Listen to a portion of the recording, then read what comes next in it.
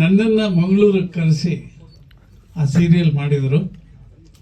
ತುಂಬ ಅದ್ಭುತವಾಗಿ ಮಾಡಿದರು. 2 days ಶೂಟಿಂಗ್ ಮಾಡಿದ್ರು. ಆಗ ಬೆಳೆದ ಸ್ನೇಹ. ನಾನು ಮಂಗಳೂರಿಗೆ ಬೇರೆ ಸಿನಿಮಾ ಶೂಟಿಂಗ್ ಹೋದರೂ, ಅಲ್ಲಿ ಯಾವ್ದಾದ್ರು ಪ್ರೆಸ್ ಮೀಟ್ ಆದರೂ, ನಾನು ಇರೋ ಜಾಗಕ್ಕೆ, ನಾನು ಇರೋ ಹೋಟ್ಲಿಗೆ ಬಂದು ನನ್ನ ಮಾತಾಡಿಸ್ಕೊಂಡು ಹೋಗ್ತಾರೆ. ಬರೀ ಕೈಯಲ್ಲಿ ಬರಲ್ಲ, ಏನಾದರೂ ಒಂದು ಗಿಫ್ಟ್ ತಂದು ಕೊಟ್ಬಿಟ್ಟು ಹೋಗ್ತಾರೆ. ಅವ್ರು ತುಂಬ ಹಂಬಲ್ ಆಗಿದ್ದಾರೆ. ನನಗೆ ಫಾದರ್ ಇಮೇಜ್ ನೀವು ಅಂತಾರೆ. ನನಗಿವರು ಗಾಡ್ ಫಾದರ್ ಇಮೇಜ್. ಹಾಗಾಗಿ ಆ ಎಮೋಷನಲ್ ಟಚಿಂಗ್ ಇದೆ ನಮ್ಮಿಬ್ಬರಲ್ಲಿ. ಹಾಗಾಗಿ ನಾನು ಖುಷಿಯಿಂದ ಬಂದಿದ್ದೀನಿ. ಆದರೆ ನಾನು ಕರ್ತವ್ಯದಲ್ಲೇ ಇದ್ದೀನಿ. ಒಂದು ವೆಬ್ ಸೀರೀಸಲ್ಲಿ ಆ್ಯಕ್ಟ್ ಮಾಡ್ತಾ ಇದ್ದೀನಿ. ರವಿ ಶ್ರೀವತ್ಸ ಅಂತ ಅವರು ಡೈರೆಕ್ಟ್ ಮಾಡ್ತಾ ಇದ್ದಾರೆ.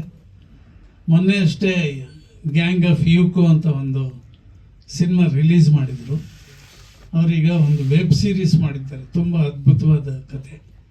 ಅದೇನು ಅಂದರೆ, ಬೆಳಿಗ್ಗೆ ಶೂಟಿಂಗ್ ಮಾಡಿದ್ದನ್ನು ಸಾಯಂಕಾಲ ಡಬ್ಬಿಂಗ್ ಮಾಡಬೇಕು. ನಾನು ಅರ್ಧ ಗಂಟೆ ಬರ್ತೀನಿ ಅಂತ ಬಂದ್ಬಿಟ್ಟಿದ್ದೀನಿ. ಇಲ್ಲಿಂದ ನಾನು ಹೋಗೋಕ್ಕೆ 2 ಗಂಟೆ ಬೇಕಲ್ಲಿಗೆ. ಹಾಗಾಗಿ ನಾನು ಸ್ವಲ್ಪ ತರಾತುರಿಯಲ್ಲಿದ್ದೇನೆ. ಇದೇ ಹೆಸರಲ್ಲಿ ಸಿನಿಮಾ ಮಾಡೋಕ್ಕೆ ಹೊರಟಿದ್ದಾರೆ ನಮ್ಮ ಫರ್ನಾಂಡಿಸ್ ಅವರು.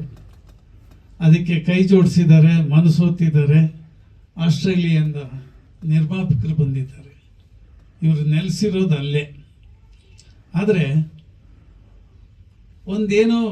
ಒಂದು ಊರು, ಹುಟ್ಟಿದ ಊರು, ಆ ಊರಿನ ಋಣ ತೀರಿಸ್ಬೇಕು, ಅಲ್ಲೇನಾದರೂ ಮಾಡಬೇಕು ಅನ್ನೋ ಒಂದು ಅಪೇಕ್ಷೆಯಿಂದ ಬಂದಿದ್ದಾರೆ.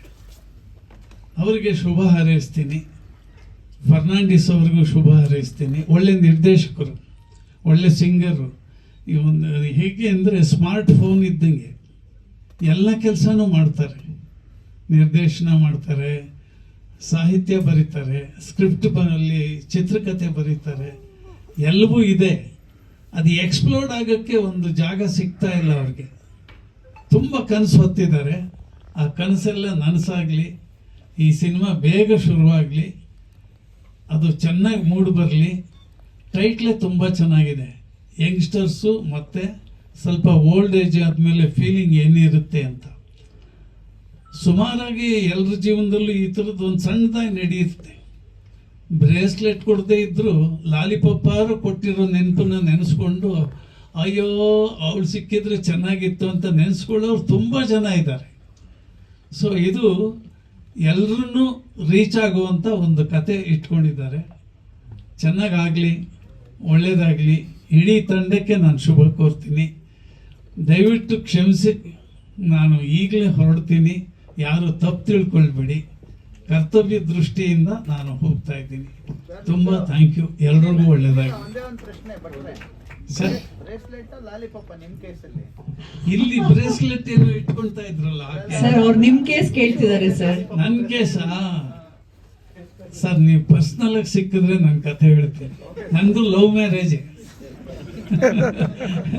ಮದುವೆ ಆಗಿ 51 ವರ್ಷ ಆಯ್ತು. Thank you. ಎಲ್ರಿಗೂ ಶುಭವಾಗಿ.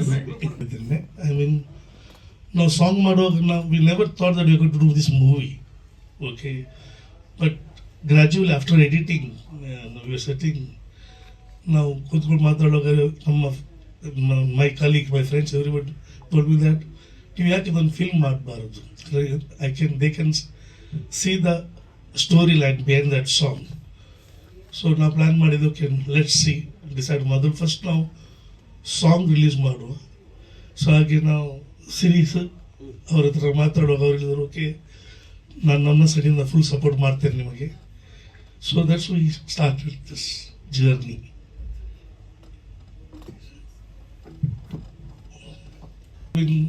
ಈಗ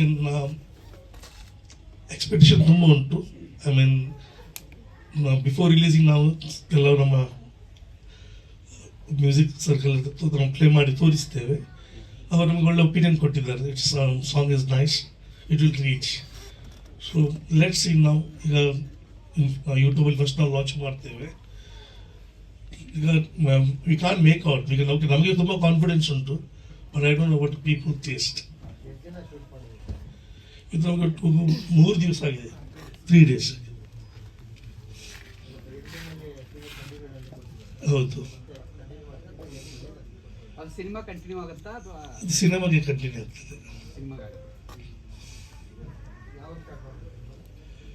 We not decided, most probably within 3 months.